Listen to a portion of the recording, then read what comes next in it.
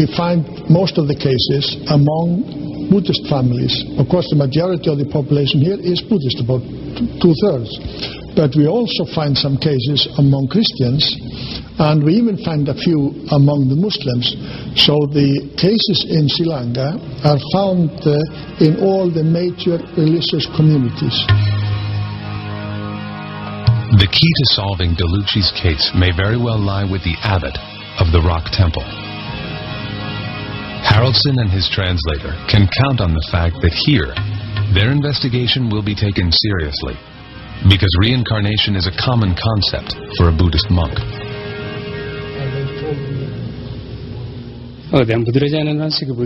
Buddhism teaches us that reincarnation exists. It happens due to the accumulation of good and bad deeds, which we call karma. Our desire to live in this world pulls us into our next birth, and the number of good and bad deeds we have performed determine the circumstances of our next birth.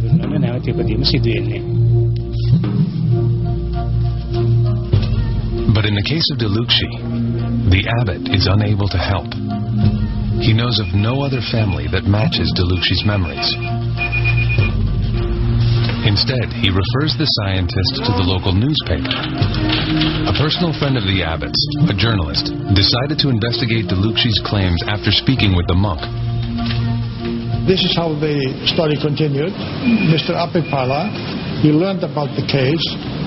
He went and interviewed Delucci and the parents about what she had been saying about a previous life. It was then published a few days later. And this newspaper has a distribution all over the country. For the journalist, it was a good story. I consider this case unique because for over 30 years I've researched these types of stories and have come across various people who talked about their previous births.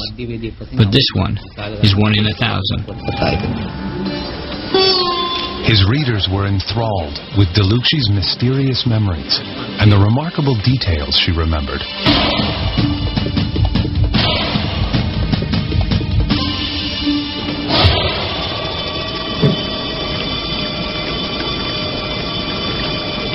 But for now, one question remains unanswered. Will the scientists find a match to Delucci's memories of an earlier life and death?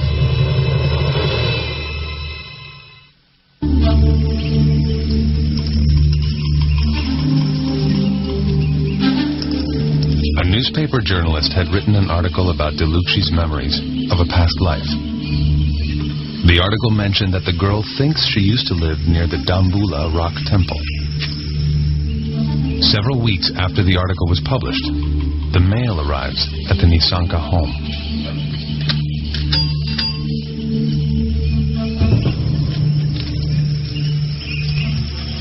When the postman handed Mr. Nisanka his mail that day, he was surprised to find one letter postmarked from Dambula. He had no friends or relatives in that part of the country. When he opened the letter, he was stunned.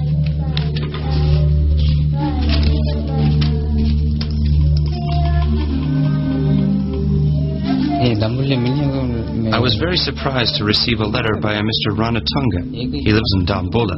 I was stunned when I read that his little daughter had died just the way Delucci had always talked about.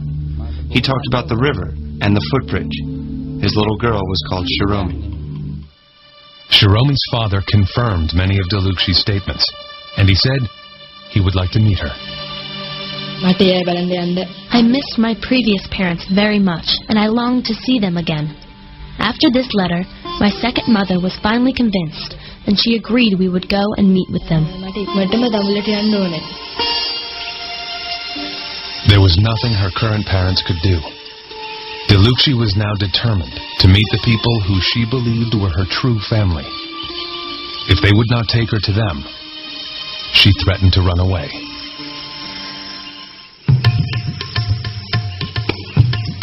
The letter finally convinced Delucci's parents. They were going to take her to the place where she thinks she died. They took Delucci on a 6-hour drive to Dambulla. When they came closer to the city, Delucci began to recognize landmarks. She even started to direct the driver toward the house where her previous family lived.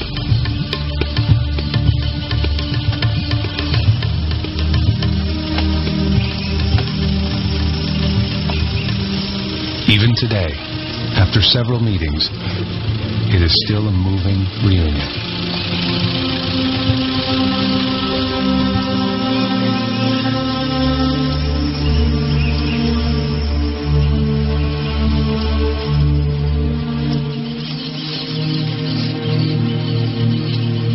For Professor Haraldson, a rare opportunity to witness what could be two lives intersecting. This meeting is quite emotional. It's only about in a third of all cases in Sri Lanka that you are able to find a connection between what a child is saying and a previous family or a person who died that fits the description. This is very rare. Professor Haraldson is astounded by the change in character as soon as Delucci meets her previous family. She is less withdrawn and seems to fit in much more naturally with this family. Could she really be this little girl, reborn? Shiromi was a very obedient girl who never left the house without informing us where she was going. She always left the house with her younger brother and her sister to swim or to play. And one day she just did not come back. I was so upset that Shiromi hadn't returned home that I ran about looking for her. When they found her in the water, I fainted upon hearing I'd lost my daughter.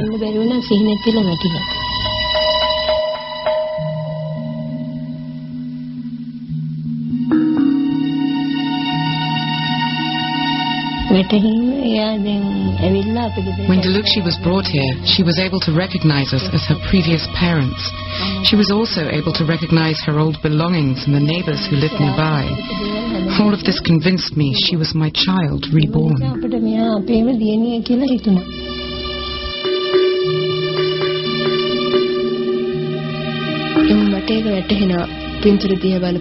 I know I am that little girl over there in that picture.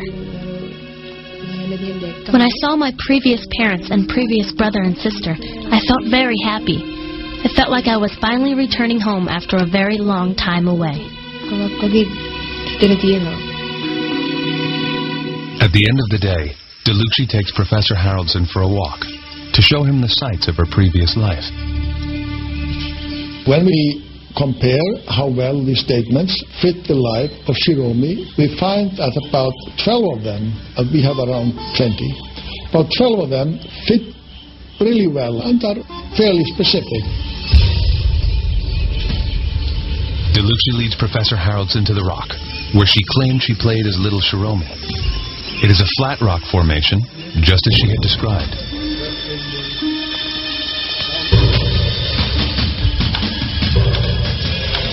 The footbridge over the little river is also there. And this is the spot where Shiromi fell into the water. When I come to this particular spot, I become very afraid. In general, I am not afraid of water. But when I come to this spot, I get very scared. Delucci tells the scientist that she remembers black spots just before she died. Haraldson thinks the water plants growing in the river might account for this. I think there is something real there. She has some real images of these events, but I think these images, these thoughts were with her from a very early age and even continue to some extent up to the present day. Delucci herself is convinced that she died here, in her previous life. For many who evaluate the evidence that Haraldson and his colleagues have gathered, the answer is simple. If you believe in reincarnation, this research gives some scientific basis to this belief. I think there is some likelihood of life after death, and I think that there might be something real in these memories, and that would then support the theory of reincarnation.